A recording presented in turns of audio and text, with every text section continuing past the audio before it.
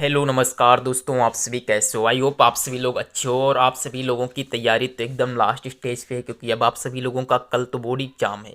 तो आप लोग साइंस के वो क्वेश्चन पढ़िए जो आपसी को सीधे बोर्ड एग्जाम में देखने को मिले। तो दोस्तों आज की वीडियो में मैं टॉप 10 क्वेश्चन बताऊंगा जो आप सभी के बोर्ड एग्जाम में देखने को मिलेंगे, चाहे वो शॉर्ट हो चाहे वो लॉन्ग हो।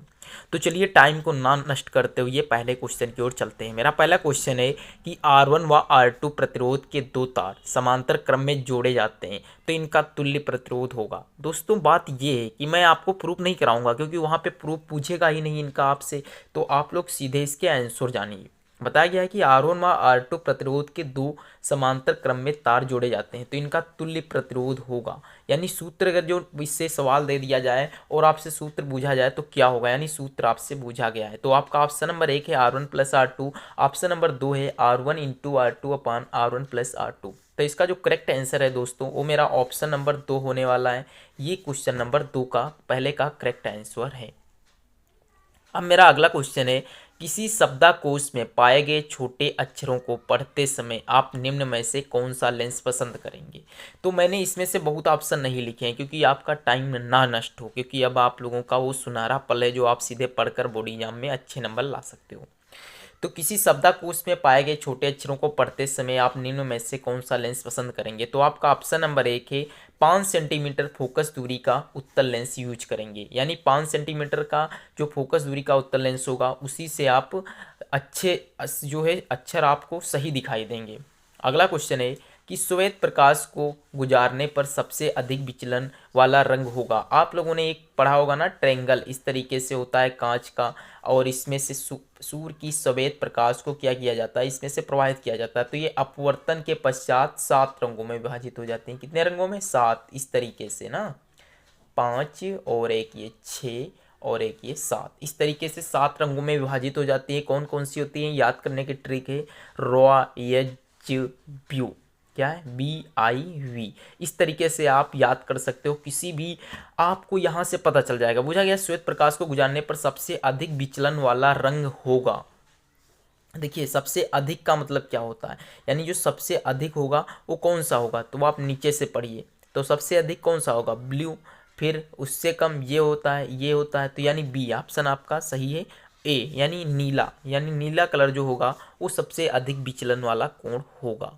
अगला क्वेश्चन है कि आसमान का रंग नीला दिखता है। यानी आसमान का जो रंग है वो नीला किसके कारण दिखता है? प्रकाश के प्रकीर्णन के कारण। अब यहाँ पे एक और क्वेश्चन तैयार हो जाता है कि जो तारे चमचमाते हैं या टिमटिमाते हैं, आप लिख लीजिएगा, तारे टिमटिमाते हैं वो किसके कारण टिमटिमाते हैं? प्रकाश के अपवर्तन के कारण। किसके कारण? प्रकाश के अपवर्तन के कारण।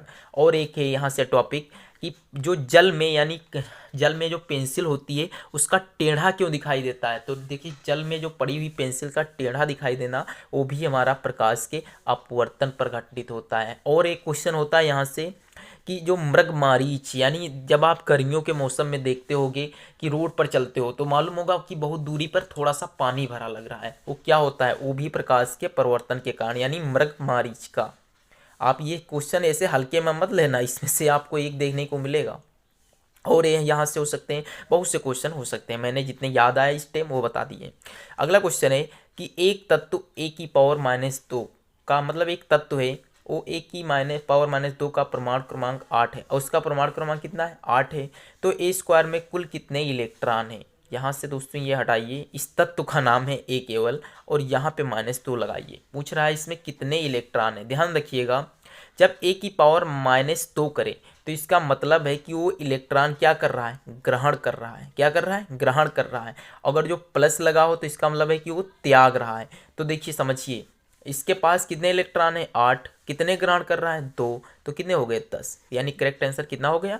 10। कंफ्यूज मत होइएगा, माइनस की पावर ये मत समझ लेना कि वो ग्रहण त्याग रहा है, नहीं, माइनस का मतलब होता है ग्रहण कर रहा है, माइनस। अगला क्वेश्चन है, मेथिल ऑरेंज विलयन का रंग अम्लीय माध्यम होगा। मेथिल ऑरेंज का जो है उसका अम्लीय माध्यम कैसा होगा? गुलाबी होगा, लाल होगा, नहीं गुलाबी नहीं, पीला। तो इसका करेक्ट आंसर दोस्तों कौन सा होगा? लाल होगा। क्या होगा? लाल होगा, ना गुलाबी और ना ही पीला। चलिए नेक्स्ट क्वेश्चन पे चलते हैं। नेक्स्ट क्वेश्चन वेरी इंपॉर्टेंट है, आप लोग ध्यान से पढ़िएगा।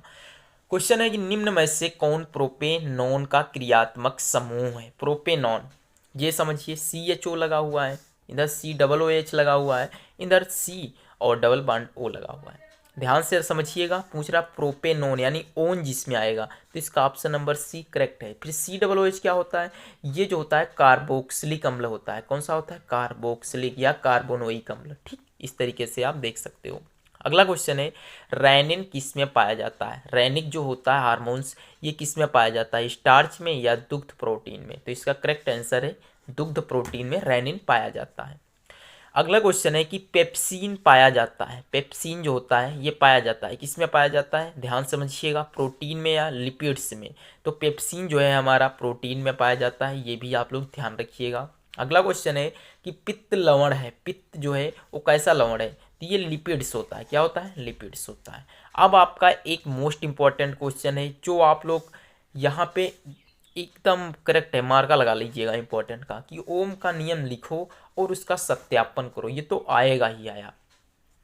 तो ओम का नियम क्या होता है आप लोगों को मैं पढ़ के सुना रहा हूँ, ध्यान रखिएगा। ओम के नियम के अनुसार, ध्यान से समझ लीजिए, ओम के नियम के अनुसार यदि किसी चालक की भौतिक अवस्थाएं, अब वो भौतिक अवस्थाएं कौन कौन सी हो सकती है, यहाँ पे लिख दे रहा हूँ। भौतिक अवस्थाएं जैसे ताप हो गया, ठीक, क्षेत्रफल हो गया, ठीक, ये आयतन हो गया, ठीक, भौतिक अवस्थाएं ताप, क्षेत्रफल, द्रव्यमान और द्रव्यमान हो गया, इसमें कोई परिवर्तन ना किया जाए।